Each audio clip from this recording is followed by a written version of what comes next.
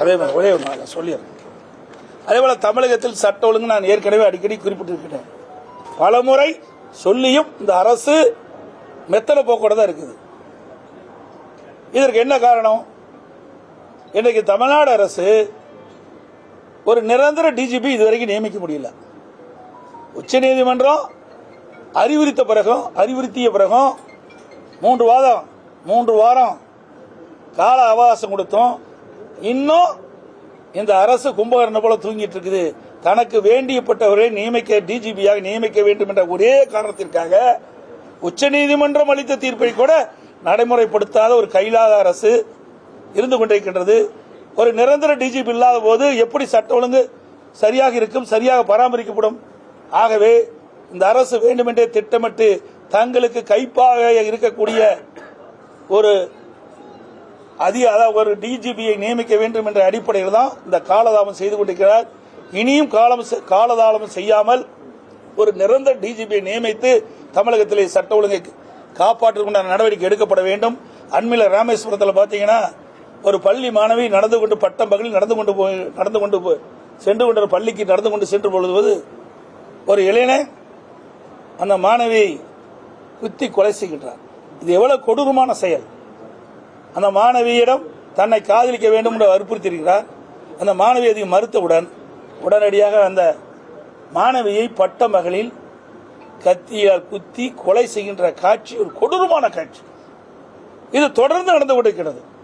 சென்னையில் 2 நாளைக்கு முந்தி பார்த்தீங்கன்னா 2 ரவுடிகளை அடிச்சுட்டு இன்றைக்கு சண்டையிட காட்சியை தான் நான் பார்த்திருக்கிறோம்.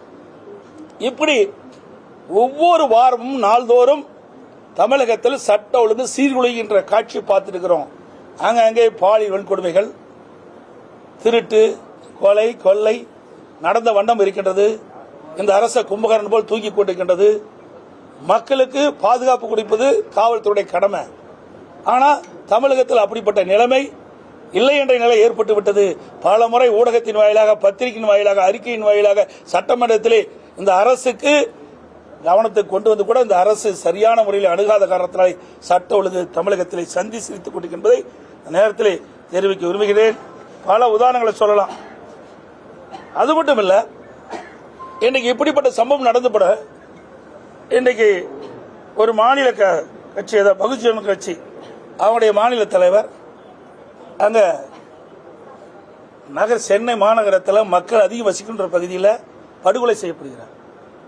அப்படி உறவினர் இதில் மாநில காவல்துறை விசாரிக்கப்பட்டால் எனக்கு நியாயம் கிடைக்காது என்று சொல்லி உயர்நீதிமன்றத்தை நாடுகிறார். அந்த உயர்நீதிமன்றம் சிபிஐ விசாரிக்க வேண்டும் என்று உத்தரவு போடுகிறது. அந்த உத்தரவை எதிர்த்து மாநில அரசு டெல்லிக்கு போறாங்க, உச்சநீதிமன்றத்துக்கு போறாங்க. எவ்வளவு கேவலம்! யார் விசாரிச்சா என்ன? உங்களுக்கு ஏன் அது அச்சம்? ஆக இதில் ஏதோ ஒரு மர்மம் இருக்கின்றது. இதில் யாரோ ஒரு முக்கிய புள்ளி ஈடுபட்டு இருப்பதாக தான் மக்கள் சந்தேகிக்கின்றார்கள். உயர்நீதிமன்றம் போய் உயர்நீதிமன்றம் அளித்த தீர்ப்புக்கு எதிராக நீங்க உச்சநீதிமன்றத்தில் மேல்முறையீடு செய்யணும் என்று சொன்னால் இதில் ஏதோ குளறுபடி இருக்கின்றது, ஏதோ முக்கிய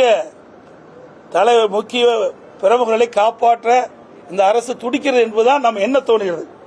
அதே போல பாத்தீங்கன்னா கள்ளக்குறிச்சியில் இன்றைக்கு கள்ளச்சாராயம் அருந்தி சுமார் 67 பேர் இருந்தாங்க. அந்த வழக்கிலையும் உயர்நீதிமன்றம் சிபிஐ விசாரிக்க உத்தரவு போட்டது. அதை எதிர்த்து மேல்முறையீடு செய்கிறாங்க திமுக அரசாங்கம். இது ஏன் தேவை? ஒவ்வொரு முறையும் அதே போல அண்ணா நகரில் ஒரு சிறுமி பாலியல் வன்கொடுமைக்கு ஆளாகிறாங்க. அங்கே சிபிஐ விசாரிக்க வேண்டும் என்று உத்தரவு வழங்கப்படுகிறது உயர்நீதிமன்றம். அதை எதிர்த்து உச்சநீதிமன்றத்தில் போய் மேல்முறையீடு செய்கிறாங்க.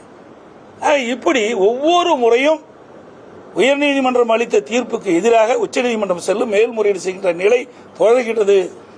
இது ஒரு வெட்கக்கேடானது.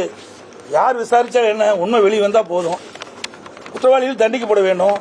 இதுதான் யதார்த்தமான நிலை. ஆனால் இந்த அரசாங்கத்துக்கு அது கிடையாது. ஒவ்வொரு முறையும் ஒரு பிரச்சனை வருகின்ற பொழுது அந்த பிரச்சனை அடிப்படையில் உயர்நீதிமன்றத்தில் சம்பந்தப்பட்டவர்கள் நாடுகிறார்கள். உயர்நீதிமன்றம் சிபிஐ விசாரணை மேற்கொள்ள வேண்டும் என்று தீர்ப்பளிக்கிறது. அதை தீர்ப்பை எதிர்த்து மேல்முறை செய்கின்ற அரசு திமுக அரசு என்பதை இந்த நேரத்தில் தெரிவிக்க விரும்புகிறேன்.